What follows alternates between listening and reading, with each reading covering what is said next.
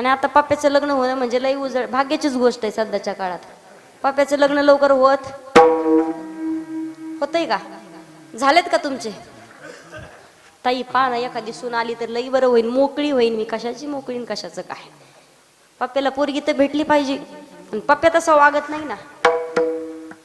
तर नवीन नाव काढलंय पहा मी, पप्पूशा. किती काही करा, सांगितलेलं अजिबात कळत की तुम्हाला सांगते पहा. कुठेही जाऊ दे लोक आम्हाला म्हणते ताई तुमच्याकडे आहे का एखादी? तुमच्या तिकडे पहा कशी चालती, बुट्टी असू द्या, फेपानी असू द्या, बेपटी असू द्या, कशी असू द्या, पण पहा एखादी. म्हणलं आमच्याच गावातले 50 राहिलेत. वाट्यावर कुचर वाट्यावर निघायला लागले 50 टेम्पो निघायला लागले सध्या. कुठं सडव नेमकी? आई वडिलांना सुद्धा म्हणतात आता दिले सोडून देवाच्या भरोश्यावर. देवानं दिला असेल जोडा लिहून तर चट होईन, नाही तर तसा शिंडण म्हणे गावात मुंजा. होणं शक्य नाही. लग्न होतेत पा कोणाचे, जे सप्त्याचं नियोजन करतात, जे स्वतःच्या पायावर उभे आहेत त्यांचे, जे आई वडिलांची सेवा करतात त्यांचे, जे साधू संतांची सेवा करतात त्यांचे, जे कीर्तन भजनाला जातात नाही त्यांचं होणार, जे माळकरी आहेत त्यांचे होते. पण जे रोज या गल्लीतून त्या गल्लीत, त्या गल्लीतून त्या गल्लीत हिची चप्पल खातेन, तिला काहीतरी म्हणते, हिला कट हाणतेन, त्यांनी फक्त भगवे कपडे घालायचे, मोठ्या मोठ्या रुद्राक्षाच्या माळा घालायच्या, असा आडवा भस्म लावायचा. बम बम बोले टेकड़ी वाले कैलाश के राजा, चिल्ली मराय ताजा, दम लगाने आजा की चलो हिमालय के गुफा में. तिकडे गेले तरच शांतता आहे. दुसरीकडं लग्न आता सध्या वयाच्या बाहेर गेले. सध्या आमच्या शेजारचा मुलगा म्हणे बरं का दादा, मला म्हणे ताई रोज एक गावाला फिरता, एखादी पोरगी तरी पहा. म्हटलं दादा वय काय चालू आहे? तो म्हणे ताई 42. म्हटलं 8 वर्षासाठी कशाला बट्टा लावतो आता, बस ना घरी. गावागावात शक्यच नाही राहिलं पहा.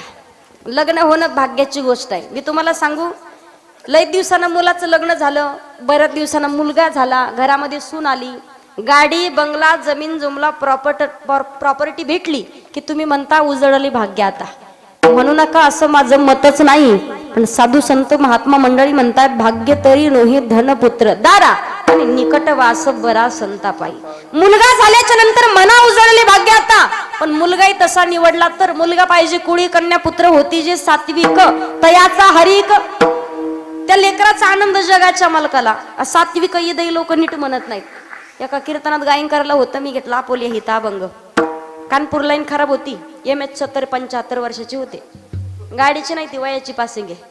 उभी राहिले, कानपूर लाईन खराब, काहीच कळना. मी म्हटलं कुळी कन्या पुत्र होते जे सात्विक. ते म्हणे कुळी कन्या पुत्र होते जे सात्विक, आता जातीला 8वीत. 8वीला 9वीला नाही, समजून घेणं गरजेचं आहे. एक बाई होती नांदेडच्या भागात, भाषा म्हणतात. दादा किराणा दुकानावाल्याकडे गेली, तिथं ते नाही का आधार कार्डची झेरॉक्स वगैरे काढून देतात. आधार कार्डाची झेरॉक्स काढून म्हणे एवढं हे करा, आणि गेली तिकडं. छोटा मोबाईल होता पहिले नाही का तो नोकिया, काय त्यांना नोकियाचा, हा तोच मोबाईल. 1100 रुपयाला यायचा तो, 1000 रुपयाला, 900 रुपयाला, अशी एवढीच मोबाईल घेऊन गेली. म्हणे याच्यात मध्ये गाणे भरून देणार तू? तिकडची भाषा तशी. दादा यात गाणे भरून देणार आहे? ते म्हणे मावशी गाणे आहेत पण तुमच्याकडे कार्ड नाही का?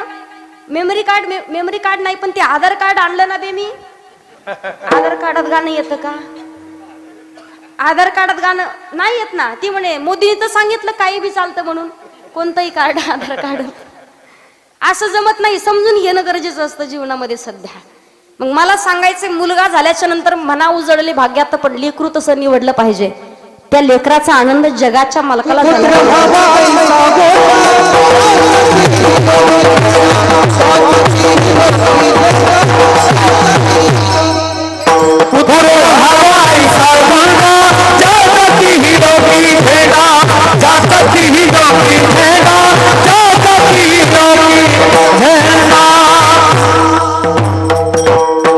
पुत्र व्हावा ऐसा गुंडा ज्याचा तिही लोकी झेंडा, किंवा कन्या तरी ऐसी देई जैसी मीरा मुक्ताबाई. सात्विक विचाराची लेकरं पाहिजेत. आपण आजकाल लेकरं पाहतो, अगोदर गावाला ताण देतात, नंतर घराला ताण देतात, आणि एकदा का आई वडील बेजार झाले त्यांनाच वाटतं यांनी कशाला जन्म घेतला असेल तर.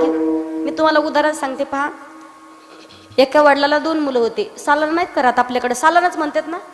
वर्षानं ते काम करायला राहिल्यावर सालानं काम, साल घातलं काम करायला राहिले. पाटील होते, श्रीमंत पाटील. त्यांना मुलगा नाही मुलगी नाही कोणीच नाही.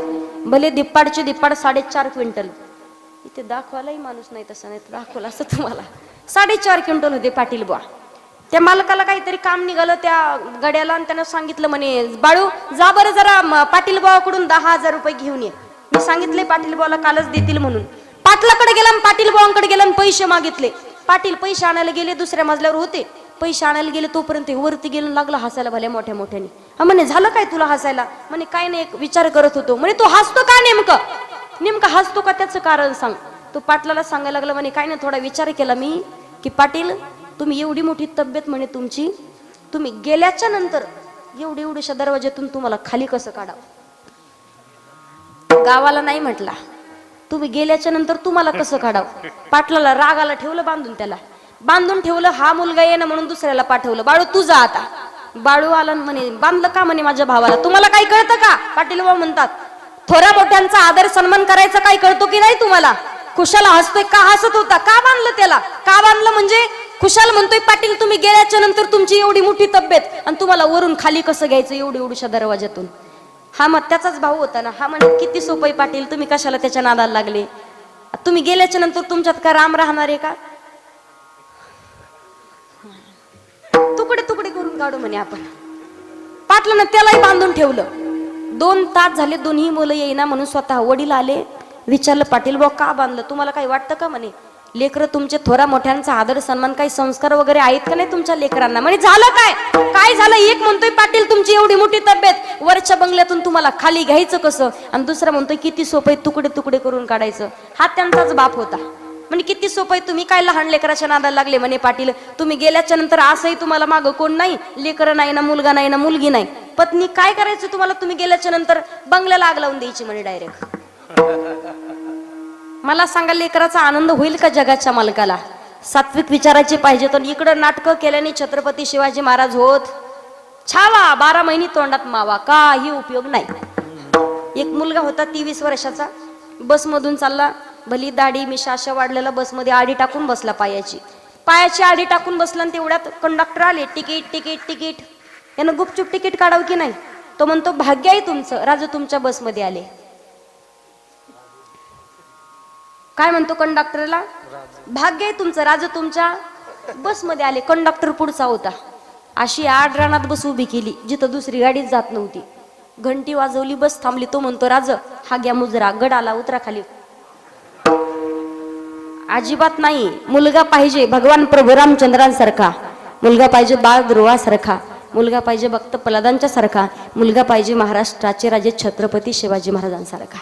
आज आपण पाहतोय आपल्या दारामध्ये तुळस, मंदिरावर कळस, महिलांच्या कपाळावरती कुंकू, पुरुषांच्या कपाळावरती बुक्का, महिलांच्या नाकामध्ये नथ आणि पुरुषांच्या ओठावर मिशी कुणामुळे जिवंत आहे? तर महाराष्ट्राचे राजे छत्रपती शिवाजी महाराजांमुळे जिवंत आहे. म्हणजे जीवनामध्ये योग्य छत्रपती शिवाजी महाराजांसारखा मुलगा पाहिजे. आज आपण पाहतोय उघ्या महाराष्ट्र आज मतभेद करतायत, जातीभेद करून काहीच उपयोग नाही. तिकडे भांडणं करतात आणि एका ताटात जेवतात, इकडे आपलेच भांडणं लावून देतात. सप्त कमिटीमध्ये इकडचे 2 तिकडचे 2, जा तुमचं तुम्ही पाहून घ्या सप्त म्हणे. यावर्षी आम्ही पट्टी नाही, काही नाही. तुम्हाला सांगू, संत महात्म्यांनी कधी अभंगात लिहिलेलं ऐकलंय का? या साधू, या जातीच्या धर्माच्या लोकांनी यांनीच भजन करा, यांनीच कीर्तन ऐका.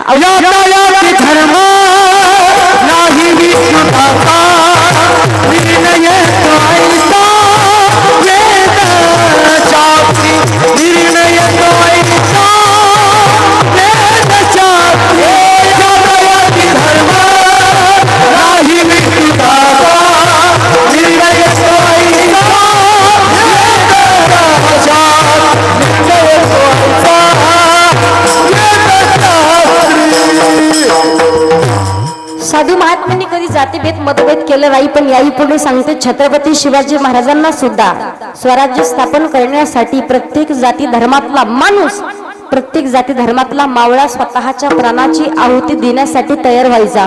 म्हणून छत्रपती शिवाजी महाराजांसाठी म्हटलं जातं, पहा सगळ्यांनी लक्ष दिलं आहे का? एकच राजा इथे जन्मला शिवनेरी किल्ल्यावर, एकच राजा इथे जन्मला शिवनेरी किल्ल्यावर, माझ्या राजाचं नाव माझ्या राजाचं नाव माझ्या देवाचं नाव माझ्या राजाचं नाव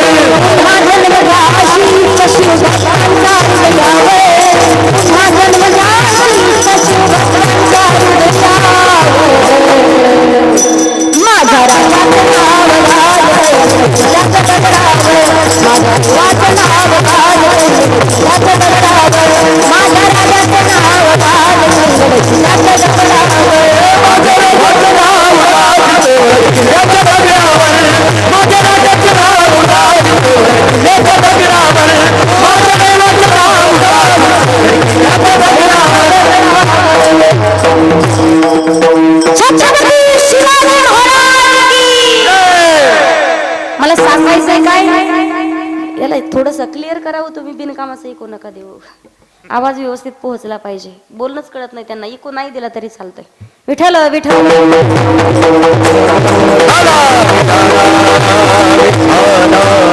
छत्रपती शिवाजी महाराजांसारखा मुलगा असेल तर नक्कीच म्हटलं पाहिजे उजळले भाग्य. आता मुलगी पाहिजे झाशीच्या राणी सारखी, मुलगी पाहिजे महासाहेब जिजाऊंसारखी. मला सांगा, आजकाल घराघरात भांडणं होत आहेत. एकदा का लग्न होऊन सासरी गेली, सख्खे भाऊ आहेत, कधी एका ताटात जेवल्याच्या नंतर एकमेकांचं पोटही भरलं नाही. रोज एका ताटात जेवायचे, रोज एका गाडीवरती फिरायला जायचे. पण एकाचं लग्न होऊ द्या, दुसरी बरोबर त्याला बाजूला काढती की नाही? बोला, काढणार बाजूला. कशी काढती माहितीये का? जवळ जाणार काहीच नाही, दुसरं एकच फक्त. तुम्हाला माहितीये का मोठे भाऊजी काय बोलत होते काल? काहीच नाही कळलं मला. काय सांगू तुम्हाला, अशी बेजार झाले मी, काय सांगू. भिंतीला कान. घराघरात भांडण आहेत सध्या. आपण पाहू द्या, अहो सासूचं सुनाचं पटत नाही, सुनाचं सासूचं बाई कधी पटत नाही, सासऱ्याचं सुनाचंही कधी पटत नाही. मला सांगायचंय काय, सगळं व्यवस्थित जावं असं वाटत असेल. एकदा का 50शी ओलांडली, घरात सून आली, सासूबाईनं कधीच मुंडकं घालायचं नाही किचन मध्ये. भाजीला तेल किती घालती आणि भाजीला शेंगदाणे किती टाकते कधीच पाहायचं नाही. एक काम करायचं, फक्त वाटत असेल आमच्या सुनबाईनं रोज आमच्या येऊन पाय पडावं, आम्हाला चांगलं बोलावं. जवळच्या मैत्रिणीजवळ एकच म्हणायचं, अख्ख्या गावात माझ्या सुनासारखी सून नाही, अख्ख्या जंगमवाडीमध्ये माझ्या सुनासारखी सून दुसऱ्या दिवशी 2 दिवस 4 दिवस नाही येणार तुमच्याकडं. दादा थोडं शांत बसा. पण 8व्या दिवशी तुमच्याकडे येईल आणि अगोदर तुमच्या पाया पडेल पहा. मला सांगायचंय काय, घराघरात भांडणं मुलींमुळे होत आहेत फक्त संस्कारावरून. सासरी जरी गेली, सासूबाईने सांगितलं, सुनबाई अगं पुरणपोळी कर. तिने लावलं मम्मीला फोन, मम्मी पुरणपोळी करायला सांगितली, आता कशी करू नेमकी? तिने सांगितले टाक डाळ शिजायला, तिने टाकली तुरीची डाळ. हानू हानू घ्याव की याच्या पुढं. आता डाळ टाकली, डाळ शिजून झाली, म्हणे आता काय करू? म्हणे पुरण वाटून घे. डाळ उचलली आणि जशी आली, कुठं सप्ताह चालू होता जंगमवाडीत, गावात मंदिराजवळ आली आणि सगळ्याला वाटून दिलं तिने पुरण. तशी भानगड नाही. आज 4 प्रकार आहेत पाहिजे. एक आहे सांगकामी, दुसरी कानपाडी, तिसरी आगाव कामीन, चौथा प्रकार आहे हुंदाडा. लक्ष देऊन ऐका, फक्त सांगते मी तुम्हाला. सांगकामी कोण? सासूबाईने सांगितलं तेवढंच करणार, दुसरं तिला काही डोक्यानं सुचत नाही. सासूबाईने सांगितलं, सुनबाई आज दुसऱ्या मजल्यावर जरा कचरा टाकताना माणसं बघून कचरा टाकत जा, चांगलं माणूस बघून कचरा टाकत जा. अर्धा तास बसली वरती जाऊन, माणूसच येईना. गावातला कडक इस्त्रीचा सरपंच पाहिला, दिलं वरून कचरा सोडून. सरपंच आला ओरडत, सासूबाई तुमच्या सुनाला काय कळतं का? सासूबाई म्हणतात, सुनबाई तुला काय कळतं का? घुशाल सरपंच दादाच्या अंगावर कचरा टाकलाय. ती म्हणली, तुम्ही सांगितलं चांगला माणूस बघून कचरा टाक. वाचार्थ नाही, लक्षार्थ घ्यायचाय, लक्षात येत नाही आपल्याला. मला सांगायचंय, हुंदाडा माहिती का? हुंदाडा भाकरी करायला बसावं, अख्ख्या जंगमवाडीत कळतं कुणाची सून भाकरी करते. थप्पाडांग थप्पाडांग थप्पाडांग. बरं नुसती भाकरी करत नाही ना, इकडनं तिकडनं भले नख वाढलेले, त्याच्यात पावशेर पावशेर माती गेलेली, पातीला ते ताड धुतलं की नाही तेही माहिती नाही, इकडनं तिकडनं केस काळी डुस, आणि सर्दी झालेली. नुसती सर्दी नाही, पिकलेली सर्दी. आणि तेवढ्यात कुणीकडून नाकासमोर असं माशाने घोंग घोंग घोंग घोंग घोंग करावं, तेवढ्यात आची तसाच हात परत पिठात. पप्पाच्या बापानं जरा जपून भाकरी खात जा, पाहत जा कधी कधी किचन मध्ये काय होतंय नेमकं. नाही येत लक्षात आपल्याला. भाकरी करायला बसली एक दिवस सुनबाई, आणि सासरे बा म्हणतात, सुनबाई अगं तुझ्या माहेरावरून फोन आलाय. उठलाच हुंदाडा. कुत्र भाकरीत मुंडकं घालल म्हणून तिला काळजी नाही, मांजर एखादी भाकर ओढून नेली म्हणून नाही. जशी उठली समोर तेलाची कॅटली, दुधाचं पातीलं, भाजीचं पातीलं, तेलाची कॅटली ठॉय, दुधाचं पातीलं ठॉय, भाजीचं पातीलं ठॉय. सासऱ्याच्या दाढी मिशा भिजून काढल्या तिने मोबाईल घेऊस्तवर. अशी पाहिजे का? अजिबात नाही. मुलगी पाहिजे संत जनाबाईंसारखी. लग्न होस्तर बापाला टेन्शन राहत, लग्न झाल्यावर नवऱ्याला टेन्शन. घराघरात भांडणं लावून देतात, दुसरं तिसरं काहीच नाही. भजन करणार नाही कधी, काहीच नाही. मला सांगा, जंगमवाडी मधले एखाद्या सासूबाईला जर तुमच्या मैत्रिणी विचारलं, कशी वागत तुझी सून, कोणती सासूबाई म्हणते अख्ख्या गावात माझ्या सोनासारखी सून नाही? बोटवर करा बरं. नाही म्हणणार तुम्ही. काय म्हणणार माहितीये का? तिला रिस्पॉन्स देते, काय सांग बाई निसता भाड्याचं बैल करून मला काहीच कळत नाही आता काय. रेंज मध्ये राहा. आणि तेवढ्यात विषय पलटी व्हावं, विचारावं, जावाई कस काय? जावाई काय सांगू बाई, अख्ख्या गावात माझ्या जावायासारखा जावाई नाही. विठ्ठल जावई आलेत का? काय म्हणतो, काय करतो जावाई? भांडी तोच घाशितो, कपडे तोच धुतो, स्वयंपाकही.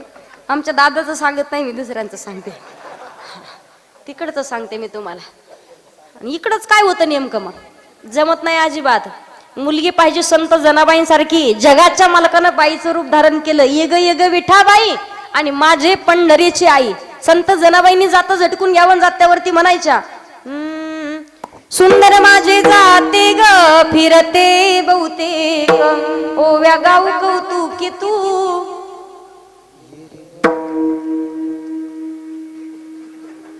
म्हणता येते ना तुम्हाला का मुख्य आहेत? मुख्य आहेत काय? ज्याची तो सगळ्यात चुकी. मुख्य नाहीत ना तुम्ही? बोलताना भांडायला नळावर असंच भांडता का? होय, बाप्याच्या बापाला जेवढ्या जोरात बोलतो त्याच्यापेक्षा थोडस जोरात भजन करा. मला सांगा, तुम्हाला उदाहरण सांगते. महिला मंडळ, नवरा बायको दोघंच एका रूम मध्ये. उदाहरणार्थ कल्पना करा फक्त, बरेच जणांसोबत घडलेलं असेल. दोघंच एका रूम मध्ये, सासूबाई तिला खोड्या करते सुनबाईला, हे तिला तिच्या मालकाला सांगायचंय. म्हणून एका रूम मध्ये दरवाजा बंद केलाय. बरं, आता हळू बी सांगू शकते ना ती, तुमच्या आईला काहीतरी सांगा, असे वागतात तसे सांगू शकते ना. हळू नाही बोलत. तुमच्या आईला काहीतरी शिकवा, तरच राहील, नीट राहिलं तर. नाही तर राहणार नाही, तर चालले मी माहेरला. अगं हळू बोल, तुझा नवरा मुका बहिरा नाही, येतंय ऐकायला त्याला. बोलणार नाही, हळूच मोठ्या मोठ्यानी बोलती. काऊन? रेंज बाहेर जावी.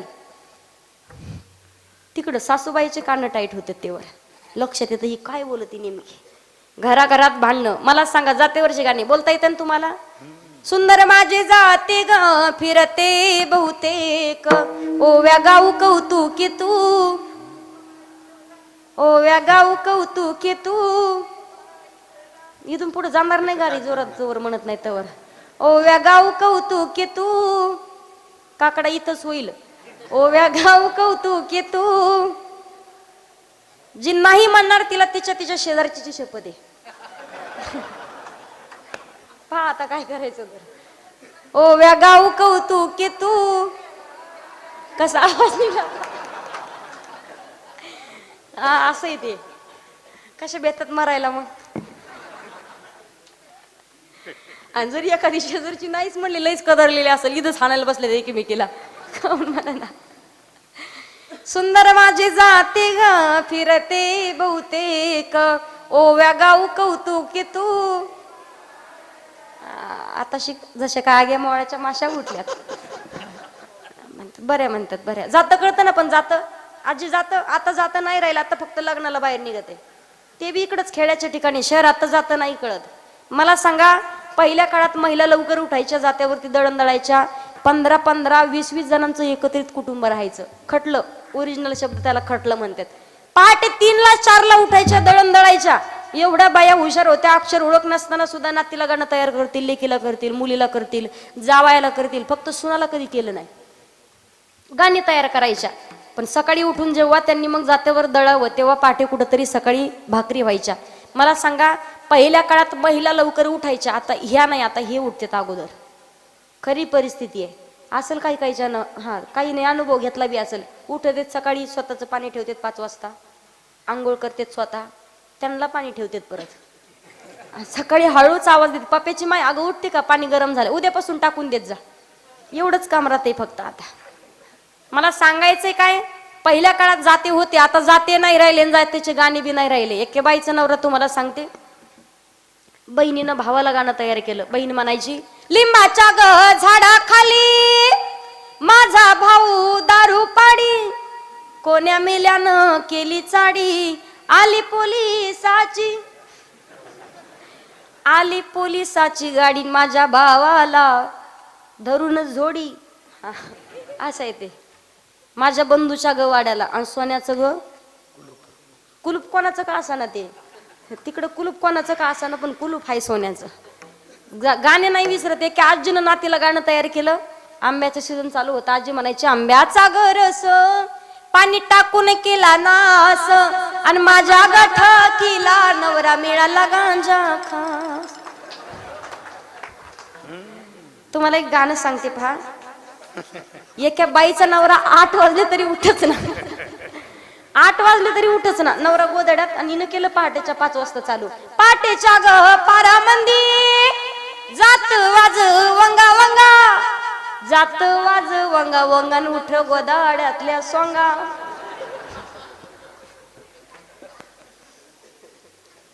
आता बघा ना, उद्या म्हणते रात्रीची पोरगी लईच भारी होती. काऊन तर हसायला लावलं फक्त. दमणे दमणे आजी दमणे दमणे हाय अजून हाय. विठ्ठल विठ्ठल.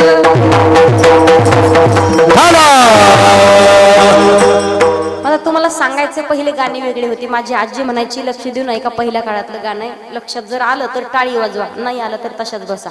आजी म्हणायची माझी, पंढरपुरामंदी काही वाजत गाजत, शिरी सोन्याचं बाशिंग लगीन देवाचा लागत, तुळशीचा पाला बाई आता होता काय झालं, सख्या माझ्या विठ्ठलाने रावळाला रंग दिला. असंच होतं ना, असंच होतं का? एकदा हेच गाणं कीर्तनात म्हटले बरं का सोमनाथ दादा. कीर्तनात म्हटलं, कीर्तन संपल्यावर एक मला 12वी-13वीची मुलगी मला म्हणे, ताई तेवढं ते गाणं द्या ना लिहून. मी दिलं लिहून, पण तिच्या कुठं चाल लक्षात आहे. तिला मी म्हणलं, दीदी याला चाल कोणती लावती? ती म्हणे, ताई याला चाल बाबूरावची चालन का?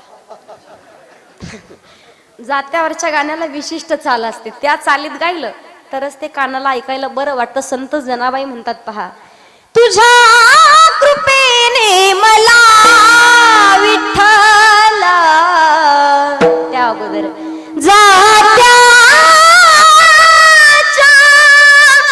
मुखी घालिते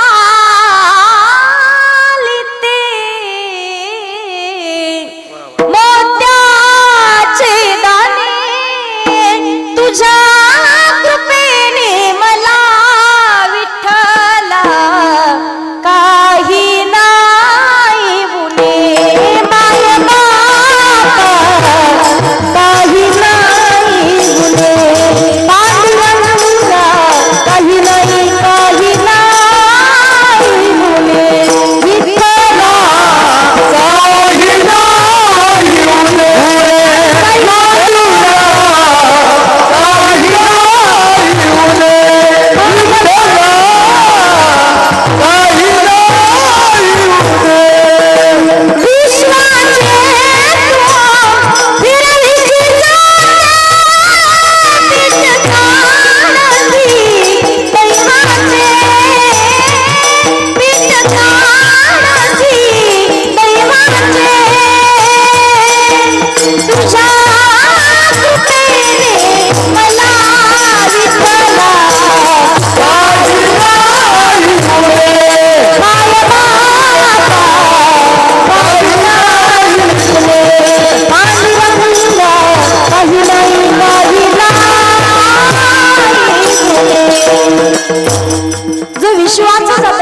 तो भगवान परमात्मा संत जनाबाईंना झोपडीमध्ये दळण देऊ लागण्यासाठी यायचा.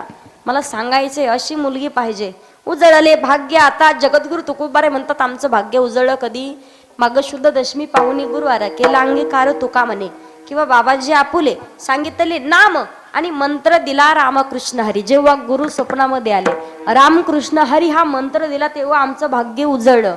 चिंता वारली भगवत प्राप्तीची आमची. मला सांगा पा, माणसाला जीवनामध्ये चिंता एक आहे, फक्त अनुस्वाराचा फरक आहे. चिंता आणि दुसरी चिता. चिता कळते ना? चिता कधी शव प्रेत, मराठी ओरिजिनल शब्द त्याला मड म्हणतात, कळतं ना महिला मंडळ? चिंता आणि चिता. चिता ही माणसाला मेल्याच्या नंतर जाळते, पण चिंता ही माणसाला जिवंतपणी जाळत असते. पहा, जगद्गुरु तुकोबारे म्हणतात, संताची संगती, गुरूंनी रामकृष्ण हरी मंत्र दिला, भाग्य उजड आणि भगवत प्राप्तीची आमची चिंता ही वाढली. म्हणून जीवनामध्ये कधी अभंगाचं दुसऱ्याचे